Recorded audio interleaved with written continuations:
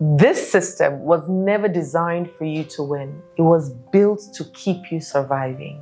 But what if I told you that wealth isn't about luck, inheritance, or working yourself into the ground? What if I told you wealth was about laws? Invincible laws, universal principles, the same laws that govern gravity, govern wealth.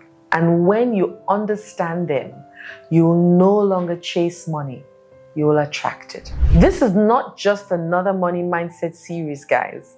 This is a sacred recalibration of how you think, feel, move, and manifest wealth. These 11 laws are the codes of kings, the blueprints of builders, the foundations of freedom. If you're tired of lack, stuck in survival, or secretly scared that wealth isn't just for people like you, I need you to stay with me in these videos, because I promise you, by the end of this series, you will not only remember who you are, you will start living like the wealthy one you were born to be. Because we were all born wealthy. Now, what is wealth? Wealth is the sum total of all the virtues that God has given us. Aren't we all wealthy?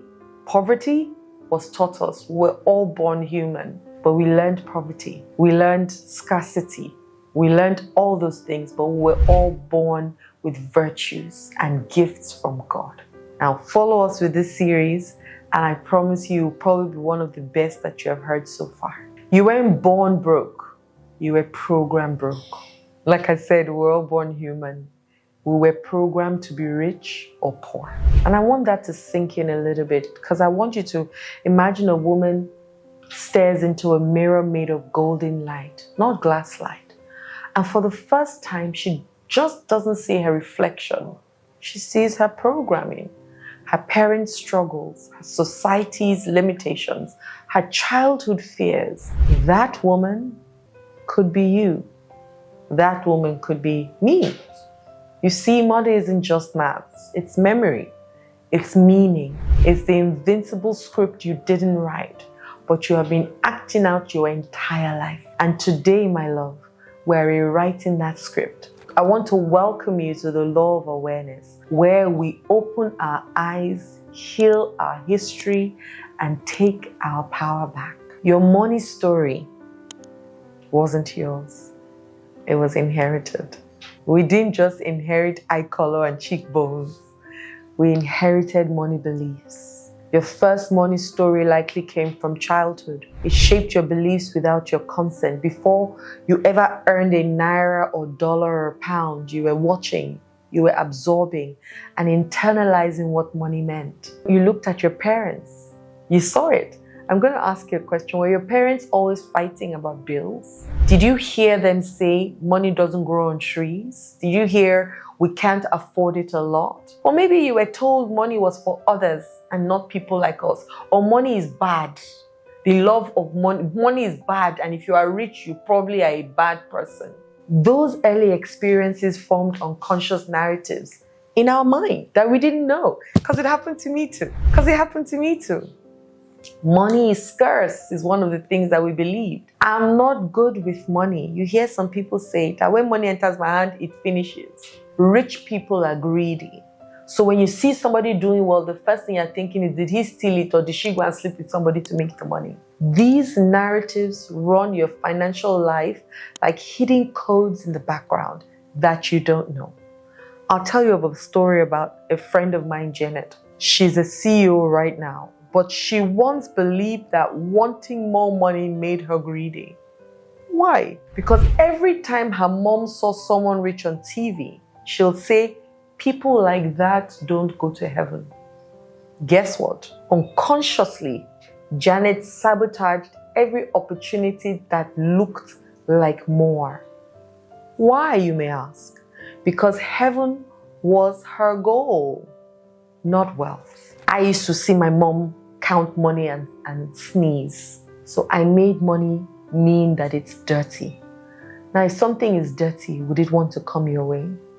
No. What are your beliefs around money? Do you believe that you have to work hard, struggle hard before you have money? Do you believe that?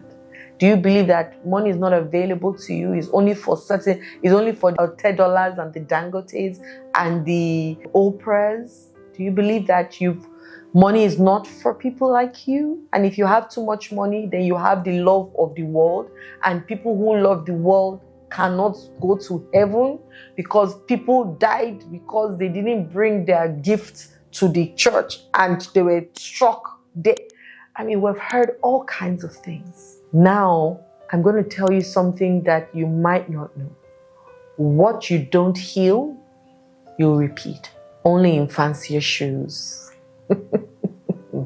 Most people live by default, not by design. Many people are on financial autopilot, repeating patterns over and over again, living paycheck to paycheck, or making decisions based on fear. And I've done it too. I maybe still do it sometimes. I think about money, I'm like, and you find yourself overspending to feel worthy. I've done that in the past. Undercharging because of imposter syndrome, or avoiding financial conversations out of shame. They have made money feel dirty. Your default mode equals to reacting from old programming. So if you find yourself doing something naturally, it's your old programming. And you can choose with clarity and intention and change your mind today. You think you may have a money problem, but you have a memory problem, not a money problem. I once coached a man who made 10 million naira a month, but he still felt unsafe. He hoarded the money, still panicked when the bills came, because his first memory of money was watching his parents fight over rent. The fear froze in his nervous system. So even though his bank account had changed, his body and his nervous system didn't. Trauma doesn't understand digits. It only understands patterns. So what patterns, money patterns, do you have today? I know of someone who says he has to struggle because he saw his father struggle hard for money. So everything he does has to be struggle. And I say to him, everything I do comes from a place of ease, because I've worked around my money mantra. It's that chatter that you have in your head all the time. Awareness is how you find out. Now, I want you to do this exercise. I want you to write down your first money memory. How did it make you feel? Not just what happened. How did your little self interpret it? That's your unconscious blueprint. Awareness is how you redraw it. You cannot heal something you're not aware of. And yes, you might cry, but that's just your body healing from the trauma that you've carried for so long. Awareness feels like a breakdown before a breakthrough. You've got to, if you go to the hospital, for example, the first thing they tell you to do is run tests. They're not going to just treat you just because you say, I have a headache. They're going to ask you, what are the other symptoms? What else is wrong? How does it show up? When does it show up? Run these tests, and then we know what we're treating. It's the same thing. You can't know anything about money or why you are where you are until you know how you got to where you are. And that's what the law of awareness states. Emotional clarity must come before financial clarity. Most people seek budgeting apps, new jobs, side hustles, before healing their relationship with money. You've got to, otherwise you're going to just keep moving from problem to problem, because the default mode is the problem.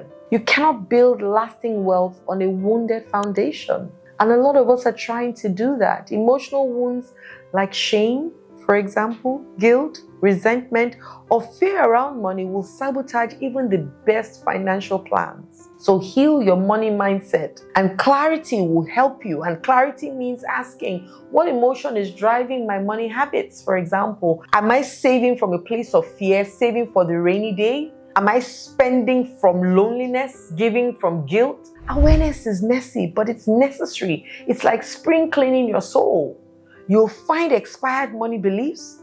You'll find dusty old judgments, trauma receipts that you didn't even know that you kept. And you might say, but Adeola, if I look too closely, I'll fall apart.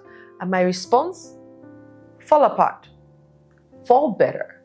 And then fall forward. Go through it. You've got to figure it out. Set a 5 minutes, maybe 5-minute alarm, and say out loud, I forgive myself for what I didn't know about money. And do it daily. Do a mirror work exercise. Stand in front of your mirror and claim it. Let awareness be your new wealth ritual. And please, don't take it too seriously. You're not broken. You're becoming. Grace and ease is the word I like to use all the time. Because you can't master what you don't measure. Ignoring your money doesn't protect your peace. It delays your power. True story. I once asked a client, how much do you earn? She replied, enough. I said, sis, that's not a number. That's avoidance dressed in Gucci. She laughed. Then she cried.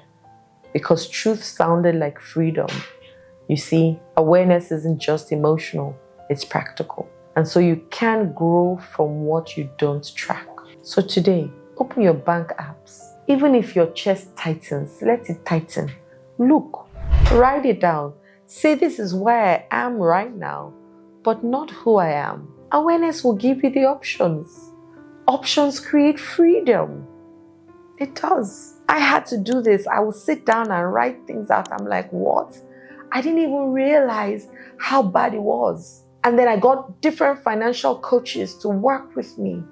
The law of awareness says, see it, feel it, heal it. Because if you don't transform it, you will transfer it to your children. And it's time to stop passing poverty like it's a family heirloom. It's time.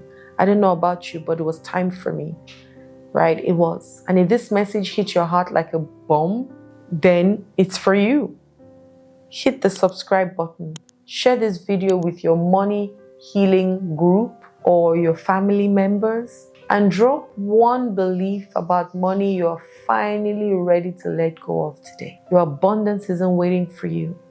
It's waiting in you because you have it. Nothing is touching it. Let's make healing your new hustle. When you heal your money beliefs and mindset, I promise you everything in your life will change. And not only you, but the people around you, their lives will change too because you would have taught them something that they never had and something that will change their lives forever. My name is Adeola Kingsley James. Love and light.